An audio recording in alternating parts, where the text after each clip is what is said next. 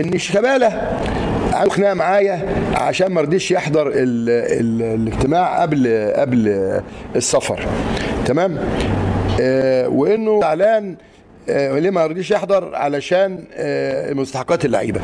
لا، لو شيكابالا فعلا الكلام ده انت بتسيل شيكابالا مش بتسيل انا. ليه بقى؟ لان شيكابالا احنا عمالين ندور على $1,450,000 عشان لما سبت النادي بتاع سبورتنج ندفعهم عشان القيد موقوف بسبب الغرامه بتاعتك. ده واحد. اتنين، انت ما قلتش كده، انت قلت انا ابني عيان. نمره ثلاثه، طب ما تطلع لممدوح عباس اللي انت بتحبه جدا، ولما استضافكم في نهايه الدوري اللي قبليه ادى كل لعيبه 100,000 واداك انت 300,000 ورحتوا له مكانه. نمره اربعه، انا اعرف انه اللي بيحب النادي ما يتمردش، ما يلمش اللعيبه ويعمل اضراب الصبح مش هنزل، وعبد الواحد السيد موجود، وكان تحذير مني واضح على بيسموه ايه، جروب، تمام؟ الساعه 4 اللي مش هيجي التمرين النادي مش عايزه.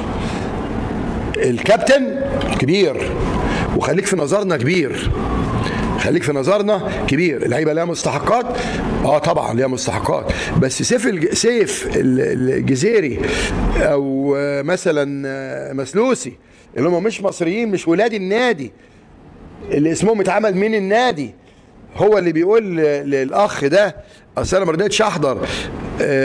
حضورك زي ما عدم حضورك، انت بتسيء لنفسك، انت كابتن الفريق وعندنا 100 كابتن بعديك، وانك انت بنفرض عليك تعتزل. لا، اللي هيقول لك تعتزل هذا الرجل، واللي بيلعبك هذا الرجل، لو انا ليا مزاج ما تلعبش هقول له ما تلعبوش، تمام؟ انما لا هقول له، لان الراجل ده مدير فني محترم جدا، وانت لاعب موهوب، ما تضيعش موهبتك بالكلام ده، ما تضيعش موهبتك، ما تزعلش الناس منك بالكلام ده.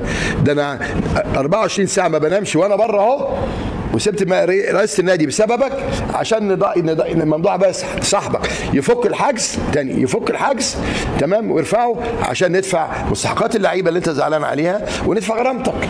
فالمره دي الكوره كابتن شيكابالا، انت واللي اسمه اسلام ده اللي قد كده، جت في العارضه او جت في الاوت، ما جاتش في الجول. انت المفروض كبير وشايفينك كبير وكابتن، تمام؟ امال زيزو بقى يعمل ايه اللي ما خدش حاجه؟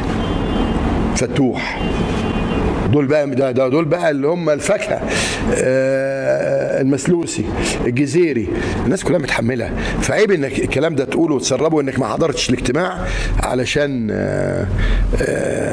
قعدت اقول لكم الكهرباء تقطع، الكهرباء تقطع، قطعت احنا، بس احنا كده شغالين مش كده؟ كويس. يا سياده وزير الكهرباء تديني بس عشان الناس تعرف ان انا مش فوق القانون وما عنديش